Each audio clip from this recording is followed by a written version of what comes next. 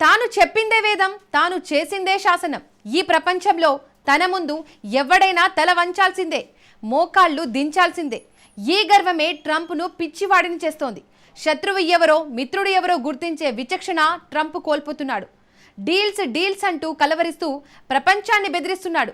Trump వార్నింగ్లకు భయపడి చాలా దేశాలు అతడి ఎదుట మోకరిల్లాయి. కానీ ఓ దేశం మాత్రం మోకరిల్లడం దేవుడెరుగు. ట్రంప్కు గూబ గుయ్యమనేలా దాడి చేస్తోంది. సుంకాల బెదిరింపులు ఎక్కడైనా చెల్లవచ్చేమో, మా దగ్గర కాదంటూ గట్టిగా బదిలిస్తోంది. అంతేకాదు, ట్రంప్ను భారీగా దెబ్బతీసేందుకు అగ్రశక్తులతో కలిసి ప్లాన్లు వేసింది. వెంటనే యాక్షన్ స్టార్ట్ చేసింది. ఈ దెబ్బతో ట్రంప్కు పట్టిన సుంకాల పిచ్చి వీడడం ఖాయమనిపిస్తోంది. ఇంతకు ట్రంప్పై ఎదురుదాడి చేస్తోంది ఎవరు? అమెరికా అధ్యక్షుడి గర్వాన్ని ఆ దేశం అణిచివేస్తోందా? Watch the story.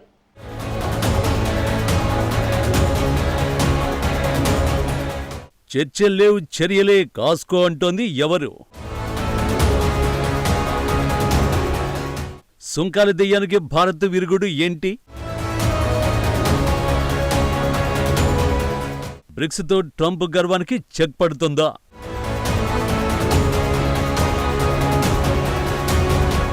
అమెరికా అధ్యక్షుడు పిచ్చి పరాకాష్ఠకు చేరింది. రెండు వ్యూహాత్మక భాగస్వామ్య దేశాల సంబంధాలను పాతాళానికి దిగజార్చారు. దశాబ్దాల పాటు కఠిన శ్రమతో నిర్మించిన అతి పెద్ద ప్రజాస్వామ్య దేశాల బంధాన్ని 20వ శతాబ్దానికి ట్రంప్ తీసుకెళ్తున్నాడు. దేనికోసం ట్రంప్ ఇంత దిగజారుతున్నాడు? తప్పుడు ఆర్థిక సిద్ధాంతాల కోసమే. భారత్పై ట్రంప్ 50% సుంకాలను ప్రకటించాడు. వాణిజ్య లోటును భర్తీ చేసుకునేందుకు 25%, రష్యన్ చమురును కొంటున్నందుకు మరో 25% సుంకాలతో భారత్పై ట్రంప్ దాడి చేశాడు. అసలు సుంకాలంటే ఏంటో మీకు తెలుసా? ఒక దేశంలోకి ప్రవేశించే వస్తువులపై విధించే పన్నునే సుంకాలు అంటారు. సాధారణంగా ఈ పన్నును దిగుమతిదారుడు చెల్లిస్తాడు. ప్రస్తుతం భారత వస్తువులపై సుంకాలను అమెరికన్ దిగుమతిదారులే చెల్లిస్తారు. అయితే ఈ ఖర్చును దిగుమతిదారుడేమీ మోసుకోడు, దాని వినియోగదారుల నుంచి వసూలు చేస్తాడు. అంటే సుంకాల ప్రభావం సామాన్య ప్రజలపైనే పడుతుందన్నమాట. ఈ సుంకాలు ఎలా ప్రభావితం చేస్తాయి, ఎలా పనిచేస్తాయి అన్న విషయాన్ని ట్రంప్ అస్సలు చెప్పడు. భారత దిగుమతులపై ఈ నెల చివర్లో ప్రస్తుతం ట్రంప్ విధించిన 50% సుంకాలు అమల్లోకి వస్తాయి. సుంకాల సంక్షోభాన్ని అడ్డుకునేందుకు అమెరికాతో చర్చలు జరపడానికి భారత్కు ఆగస్టు 27 వరకు సమయం ఉంది. కానీ ఇక్కడే ఓ సమస్య ఉంది. భారత్తో చర్చలకు ట్రంప్ అస్సలు ఇష్టపడడం లేదు. చర్చల్లేవు, ఓన్లీ చర్యలే అంటున్నాడు. భారత్పై 50% సుంకాలు విధించిన తర్వాత వాణిజ్య చర్చలు జరిగే అవకాశం ఉందా అని ట్రంప్ను మీడియా ప్రతినిధి ప్రశ్నించారు. అవకాశమే లేదని అమెరికా అధ్యక్షుడు తేల్చేశాడు. బహుశా ఇది ట్రంప్ ప్రదర్శించే డీల్ షాట్. మొదట రెడ్ లైన్స్ సెట్ చేస్తాడు, ఆ తర్వాత చర్చలకు నిరాకరిస్తాడు. రెండు దేశాల సంబంధాలను దిగజారుస్తాడు. దీన్ని విజయంగా ట్రంప్ చెప్పుకుంటాడు. అదే సమయంలో ట్రంప్కు పట్టిన సుంకాల దయ్యాన్ని వదిలించేందుకు భారత్ కూడా యాక్షన్ మొదలుపెట్టింది. మన దేశం ఏ దేశం దయాదాక్షిణ్యాలపై బతకడం లేదు. అందుకే ట్రంప్ సుంకాలపై సమరానికే భారత్ సై అంటోంది. యూరప్, జపాన్, సౌత్ కొరియా దేశాలను చూడండి. ఆయా దేశాలన్నీ ట్రంప్ ఎదుట మోకరిల్లాయి, శరణు అంటూ వేడుకున్నాయి. కానీ ఇండియా మాత్రం అలా చేయడం లేదు. ట్రంప్ సుంకాల యుద్ధానికి దిగడంతో ఎదుర్కొనేందుకే సిద్ధమైంది. మాతో పెట్టుకుంటే వదిలేది లేదు ట్రంప్ అంటూ మోడీ సవాలు విసురుతున్నాడు. ట్రంప్పై పోరాటానికి ఇండియా వద్ద ఉన్న అస్త్రాలు ఏంటి? అయితే సుంకాల యుద్ధంలో ట్రంప్ను ప్రతిఘటిస్తున్నది ఒక్క భారత్ మాత్రమే కాదు.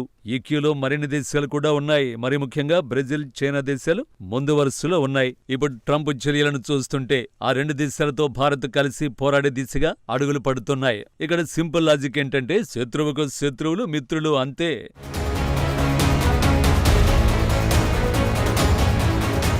రెండు రోజుల క్రితం బ్రెజిల్ అధ్యక్షుడు లూలా డి సిల్వా నుంచి ప్రధాని మోడీకి ఫోన్ కాల్ వచ్చింది.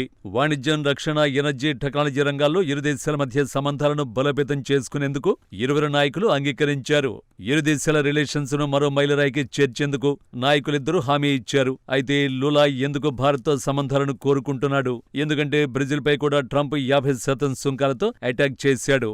డీల్ పై చర్చలకు తనకు కాల్ చేయాలని లూలాకు ట్రంప్ సూచించాడు. కానీ లూలా మాత్రం కాల్ చేసేందుకు తిరస్కరించాడు. ట్రంప్కు చచ్చిన కాల్ చేయనని, భారత ప్రధాని మోడీకి కాల్ చేస్తానని తేల్చేశాడు. ట్రంప్ సుంకాల దాడికి దిగాడు. అందుకే ట్రంప్కు మండిపోయేలా లూలా కామెంట్లు చేశాడు. మోడీతో పాటు చైనా, రష్యా అధ్యక్షులకు కాల్ చేసి అమెరికా సుంకాలను ఎదుర్కోవడంపై చర్చిస్తానని లూలా తేల్చేశాడు.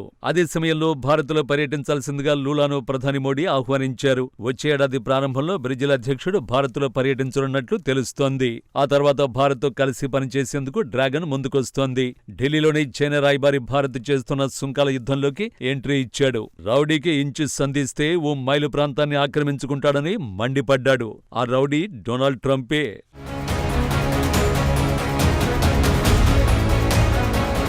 ట్రంప్పై చైనా మీడియా కూడా యాక్షన్ మొదలుపెట్టింది. భారత సామెతలను డ్రాగన్ మీడియా ఉదహరిస్తోంది. ఒకరి పడవను ఒడ్డుకు చేరిస్తే నీ పడవ కూడా ఒడ్డుకు చేరుతుందన్న సామెతను తెలిపింది.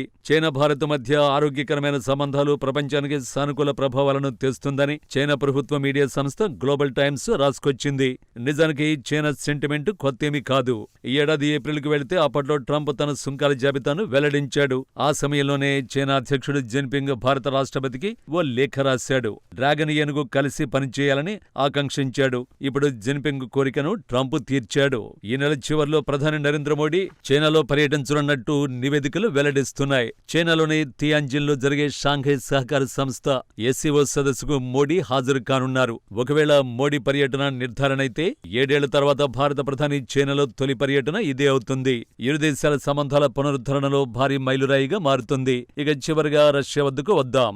అధ్యక్షుడు వ్లాదిమిర్ పుతిన్ సైతం భారత్లో పర్యటించనున్నాడు. ఈ ఏడాది చివరిలో ఆయన పర్యటన ఉండే అవకాశం ఉంది. ఉక్రెయిన్ యుద్ధం తర్వాత పుతిన్ తొలిసారి భారత్లో పర్యటించడం ఇదే అవుతుంది.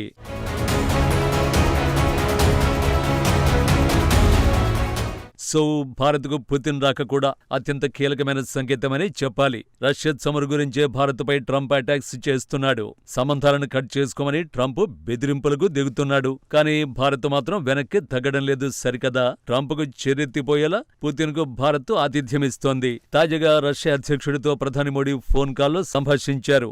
మాస్కోతో ఉన్న ప్రత్యేక అనుబంధాన్ని మరింత స్ట్రాంగ్ గా మారుస్తామని ప్రధాని మోడీ హామీ ఇచ్చారు. ట్రంప్ సుంకాలపై ఢిల్లీ సందేశం చాలా స్పష్టంగా ఉంది. తమకు ఎన్నో అద్భుతమైన అవకాశాలు ఉన్నాయని, నువ్వు బెదిరిస్తే భయపడిపోమని ట్రంప్ డిప్ప మీద భారత్ కొడుతోంది. అంతేకాదు ఈ దేశాలన్నీ బ్రిక్స్ కూటమిలో సభ్యులు. నిజానికి సౌత్ ఆఫ్రికాను ఇక్కడ ప్రస్తావించలేదు. కానీ ట్రంప్ బెదిరింపుల్ని ఎదుర్కొంటున్న దేశాల్లో దక్షిణాఫ్రికా కూడా ఉంది. సో ట్రంప్ సుంకాలపై బ్రిక్స్ దేశాలు కలిసి ఎదురుదాడి చేస్తాయా? నిజానికి బ్రెజిల్ అధ్యక్షుడు లూలా డి సిల్వా సంయుక్త స్పందన కోసం ప్రతిపాదిస్తున్నాడు. ఆన్ పేపర్ లూలా ప్రతిపాదన అన్ని బాక్సుల్ని టిక్ చేస్తోంది. ప్రపంచ జనాభాలో బ్రిక్స్ దేశాల జనాభా 50% ఉంటుంది. సో బ్రిక్స్ జనాభాలో 3/4 కేవలం భారత్, చైనా జనాభానే ఉంటుంది. సో బ్రిక్స్ దేశాలు కలిస్తే ట్రంప్ సుంకాల ప్రభావాన్ని తగ్గించేందుకు అవకాశం ఉంది. అమెరికాకు తరలించే కొన్ని ఎగుమతుల్ని బ్రిక్స్ దేశాలు కొనుగోలు చేసే అవకాశం ఉంది.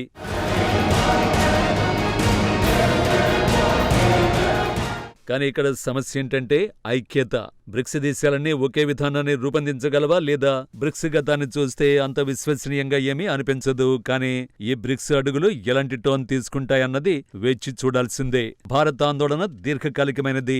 ఎందుకంటే ఇది కేవలం ఎగుమతులు, సుంకాల మ్యాటర్ అస్సలు కాదు. ఇది ప్రపంచ దృక్పథానికి సంబంధించింది.